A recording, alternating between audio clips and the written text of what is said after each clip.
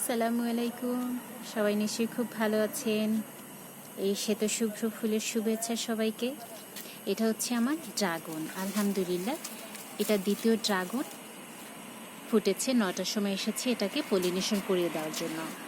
আর দেখুন আল্লাহ সুবহানাহু ওয়া তাআলার কি অপূর্ব সৃষ্টি। এই পিঁপড়া চলে আসছে মধু খাবে। ড্রাগন হবে জাস্ট এখানে, ফুলটা কোথায় হয়েছে এবং সেটার এই যে গর্ভমুণ্ড, এখানে পুংকেশরগুলো আছে, এখান থেকে পলিনেশন আমি এখানে গিয়ে করে দেব। চলুন শুরু করে দিই বিসমিল্লাহ বলে। আমি প্রথমবার খুব করি। এই দেখুন কি পরিমাণে পরাগরেণু। এটাকে সুন্দরভাবে একেবারে দিয়ে নিতে হবে। এটা অনেকে করেন যে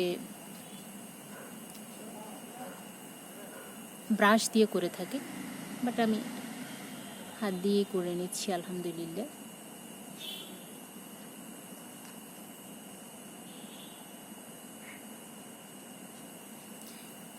আমার আরও একটা আছে, আমি পলিনেশন করে নিয়েছি সেটাতে। এখন রাত্রিবেলা এটার কারণ যেটা হয় যে আলহামদুলিল্লাহ আশা করি এটা হয়ে যাবে।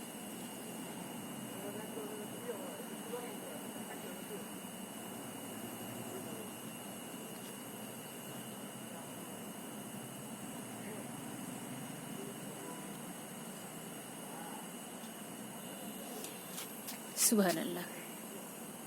এখন বলছি এই ড্রাগনটা আমি জাস্ট 24 নভেম্বরের দিকে এক গোয়ালার কাছ থেকে কিছু কাটিং বলতেও ফেলে দিয়েছিল, সেটা এনে চারা করেছি এবং আলহামদুলিল্লাহ আজকে হচ্ছে 9 জুন 2025।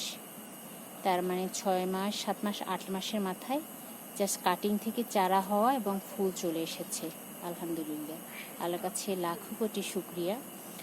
আর ড্রাগন গাছ এমন একটা গাছ, এটাতে খুব একটা পানির প্রয়োজন হয় না, যত্নতে কিছু নেই। তবে এটার একটা প্রবলেম হচ্ছে, এটা সামটাইমস এটা ফাঙ্গাল অ্যাটাক হয় আর পানি জমে থাকাটা সে খুব অপছন্দ করে।